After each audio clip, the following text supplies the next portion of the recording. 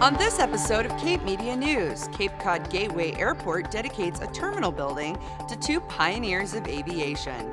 We go behind the scenes with the Cape Cod Baseball League, celebrate National Health Center Week with the Community Health Center of Cape Cod, and meet the Cape Cod Chamber Music Festival's new Executive Director, Paul Schwendener. These stories and more, this is Cape Media News.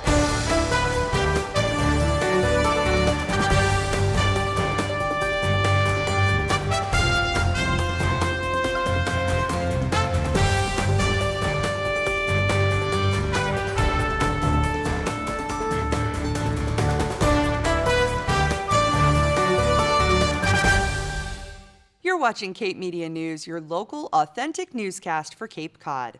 I'm Gabrielle Rawson. Thank you for being here. Well, it's summertime and Cape Cod's coasts are teeming with aquatic wildlife, like whales and leatherback sea turtles, who migrate from warmer waters to Cape Cod every year to feed on salps and jellyfish. The leatherback is the largest sea turtle in the world, and it can hold its breath for up to 85 minutes. But it's also endangered, which is why the Center for Coastal Studies and its Marine Animal Entanglement Response Team is urging anyone who finds an entangled animal to call them. Over the last few weeks, the Center for Coastal Studies has recorded at least 5 instances where Good Samaritans have released or partially released turtles from entanglements themselves. While thoughtful, releasing an entangled turtle yourself can be dangerous, as any netting or fishing gear that's left behind can be life-threatening. In order to give these magnificent creatures their best odds of survival, the Marine Animal Entanglement Response Team is asking mariners who find entangled or injured turtles to immediately report their findings to authorities and to stay with the stricken animal at a safe distance until help arrives. If you need to report an entangled or injured turtle or whale, you can call 1-800-900-3622 or contact NOAA at 866-755-NOAA. Trained responders are waiting for your call. Well, you may not know it, but every August, America celebrates National Health Center Week from August 8th through August 14th. The week-long celebration serves to raise awareness about the vital role health centers play in our healthcare system and communities. The Community Health Center of Cape Cod joined the festivities this year with an open house where they offered free blood pressure screenings, tours of their facility, raffles, and so much more. Cape Media News was there to report the story. Emily Tulloch reports. Have you heard of National Health Center Week? A celebration that happens every year to honor the strength, services, and support health centers provide to people all across the country. In case you missed it, this year's celebration happened during August 8th to the 14th, and the Community Health Center of Cape Cod celebrated with an open house at their Mashpee office. Health centers across the country each year celebrate National Health Center Week, and this year it's August 8th through 14th. So to celebrate, we're just doing an open house here and providing some information to the community. So we're doing some tours of our facilities. We're doing some blood pressure checks and body mass index checks and screenings. We're letting people know about some job opportunities that are available here at the health centers. We're doing some giveaways and some raffles and such, and just really encouraging people to come in and learn a little bit more about the health center and find out how they can get involved or become a patient. The open house was also a great opportunity to remind the public that having a routine health checkup is important for your health, especially during the pandemic. I think it's really important that people are coming in and seeing the facility. Obviously, people are comfortable with certain things, and COVID has posed a good number of challenges, but we know that people still need to take care of their health, and we still offer, and we offered right off the bat, telehealth options for our community, which was great, and we're still continuing to offer those, but we are now transitioning back to more in-person visits, whether it's for primary care, behavioral health, dental, optometry, pharmacy visits. So we want people to know that it is, it's safe to come in. They're able to come in, learn a little bit more about what we do here at the health center. If you're in need of medical care or perhaps a new doctor, the Community Health Center of Cape Cod offers a wide variety of services for everyone. So at Community Health Center of Cape Cod, we offer a full range of integrated health services, comprehensive and compassionate services to anyone in the community who needs it, regardless of their ability to pay, regardless of their insurance status. So basically, anyone who comes in looking for care will not be turned away. We offer primary care services, behavioral health, substance use disorder. We have in-house pharmacies in 2 of our offices. We offer optometry, we offer dental care, and a few other specialty services as needed, and we're able to refer out to some other organizations as well. And right now we have 5 offices, so we're in Mashpee, Falmouth, Centerville, Bourne, and Sandwich.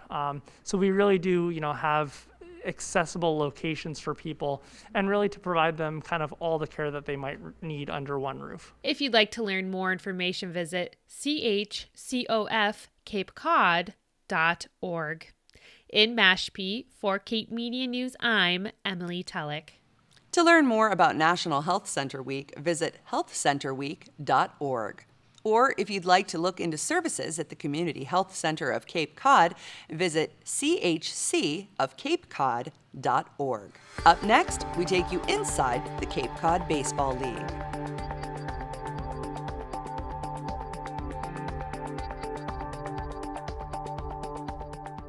It's time for my monthly book club. It's an opportunity for us girls to connect and remind each other who's on mute. And this is how we have to meet. Because when we spend time indoors with people, we can still spread COVID faster than Nancy's gossip. That's why I'm still masking wherever I go. Because until I'm vaccinated, a mask helps slow the spread. Which means the sooner I can get back to a friend's house to judge their interior design. We can't hear you, Dolores. The Cape Cod Baseball League welcomed fans back to the ballpark this year.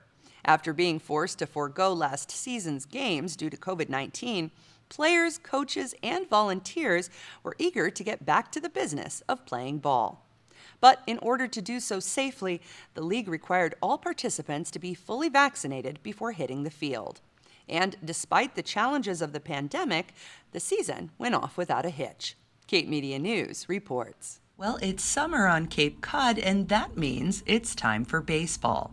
For more than 100 years, the Cape Cod Baseball League has been the premier collegiate summer league, bringing fans the sport they love and players the opportunity to battle it out for a championship and a chance to play in the big leagues. Most of these guys are coming in from their spring season, and when they show up here, we just let them go out and compete. It is the best amateur baseball league in the country, and kids know what they come down here and they get an opportunity to showcase their talents, and every year, year in and year out, 90% of the team gets drafted, and several guys move on to the big leagues. In 2020, the Cape Cod Baseball League was forced to cancel its season due to COVID-19.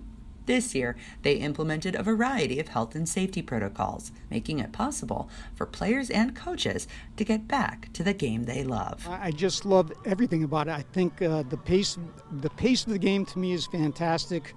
Just walking into a ballpark, wherever it is, whether it's a field on the back of the grammar school or walking into Fenway Park or Yankee Stadium, I always get the same feeling. It's just love to sit there and watch the game be played. It's great. Looking back 3 months ago or so, we didn't even know if we'd have a season, and it's turned out to be a great season. I think all 10 teams in the league would agree with that we're just blessed to be playing baseball and have all these great young men here on the Cape. And the Cape Cod Baseball League says next summer looks just as promising. Planning for the 2022 season is already underway. Next season should be hopefully as good as this one. We made a lot of renovations at our park down here. We plan on making some more over the course of the winter and next spring to improve the park here. I think it's all the teams are trying to been making improvements and make this league just better and better as we go forward. And I think the recent Major League Baseball draft showed just how great this league is in terms of the numbers of players drafted. Brewster Whitecaps had 13 young men drafted in the Major League draft this year. The Brewster Whitecaps also took home this year's Cape Cod Baseball League championship, beating out the Bourne Braves by 10-6. To learn more about the Cape Cod Baseball League and next year's summer season, visit capecodbaseball.org. In Brewster, for Cape Media News, I'm Gabrielle Rawson. To learn more about the Cape Cod Baseball League, visit capebaseball.org.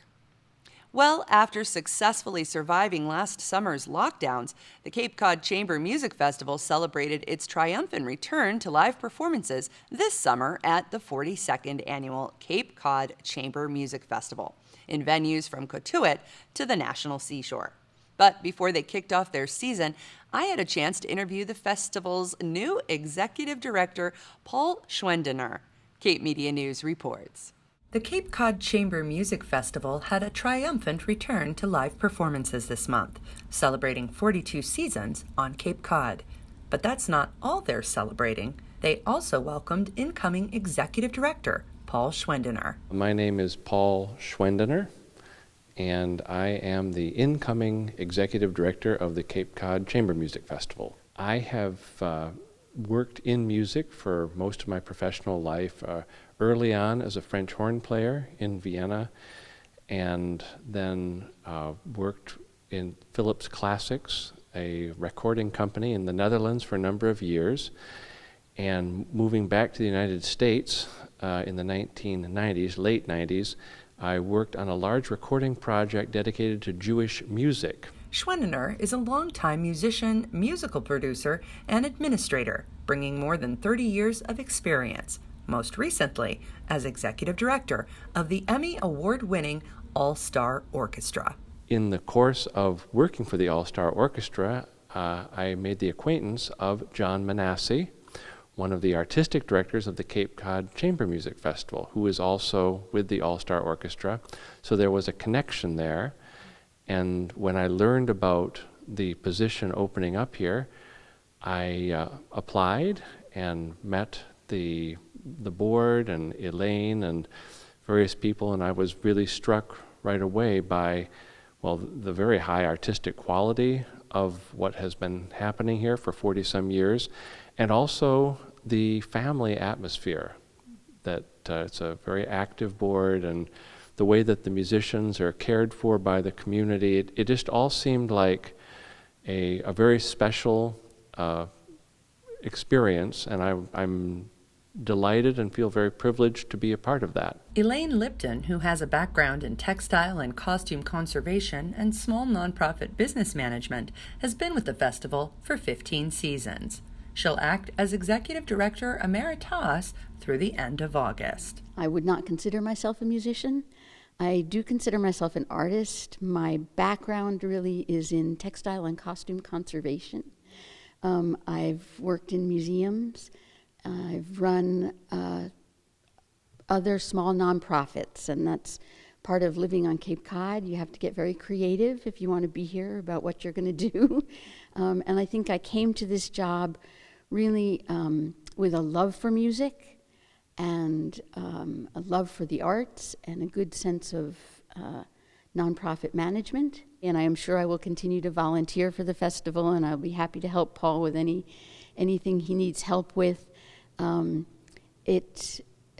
Just for a lot of reasons and changes in my life in the last few years, this just seemed like the right time to make a move. Looking ahead, Schwendener is looking forward to supporting the musical and cultural mission of the Cape Cod Chamber Orchestra Festival by continuing to support its artistic ideas and traditions.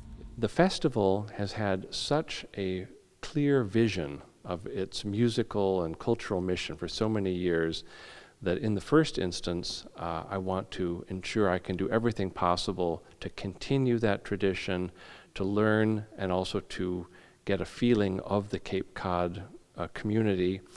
My vision for the festival would be, how can I support the artistic ideas of our artistic directors, and how we can make this hidden gem of a festival a well-known hidden gem. It's music at the very highest level, performed by some of the greatest names appearing in concert these days.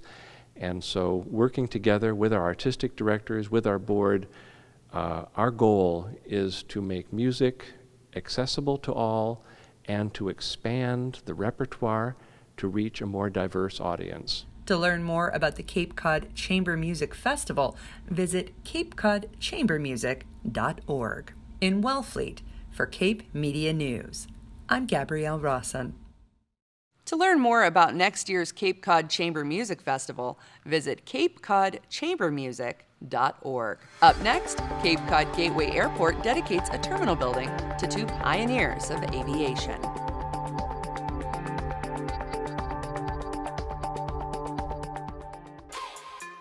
This is my third live concert this month. The energy is insane. The crowd, pumped. Look, I haven't seen a show in a year because the more we're indoors together, the more COVID spreads. And until I'm vaccinated, masks help slow the spread, which means the sooner we can go to concerts, like real ones. Can you turn it down, babe? Of course we are. So mask up, not for me, for the music. Welcome back to Cape Media News. I'm Gabrielle Rawson. Last month, the Cape Cod Gateway Airport honored history by dedicating one of its terminal buildings to two pioneers of aviation. The Russell Boardman and John Palando Terminal Building was dedicated on July 28th in Hyannis. Emily Tulloch has the story. Get ready for takeoff at the Cape Cod Gateway Airport. On July 28th, they dedicated a terminal building after two aviation pioneers with Cape Cod connections on the 90th anniversary of their groundbreaking journey across the Atlantic Ocean.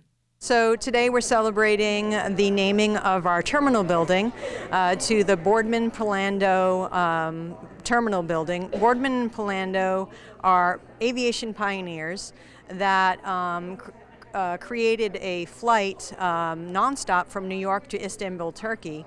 And because of their ties to the Cape Cod region, both gentlemen were born in the Massachusetts area, but they did have family ties here in the Cape Cod region, so they renamed their aircraft the Cape Cod. Although the Cape Cod Gateway Airport dedicated their airfield to the aviation pioneers back in the 1980s, they wanted to further commemorate their accomplishments by naming a terminal after them, now called the Russell, Boardman, and John Palando Terminal Building. We named and dedicated the airfield to these gentlemen in 1981.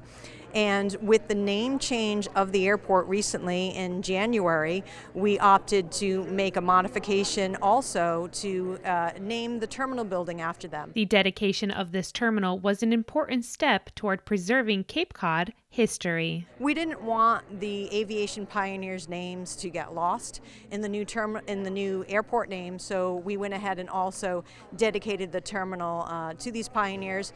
And additionally, to let area folks that are interested in Massachusetts aviation history and students who are up and coming and have an interest in aviation in general, to allow them to look back and remember the pioneers that came before us, before space exploration and before commercial space flight.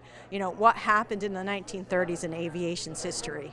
For more information, visit town.barnstable.ma.us. In Hyannis, for Cape Media News, I'm Emily Tulloch. To learn more about the Cape Cod Gateway Airport's dedication, visit town.barnstable.ma.us. Well, that brings this episode of Cape Media News to a close. Please follow us on Facebook, YouTube, and Instagram. And thank you so much for watching. We'll be back next time with a brand new episode.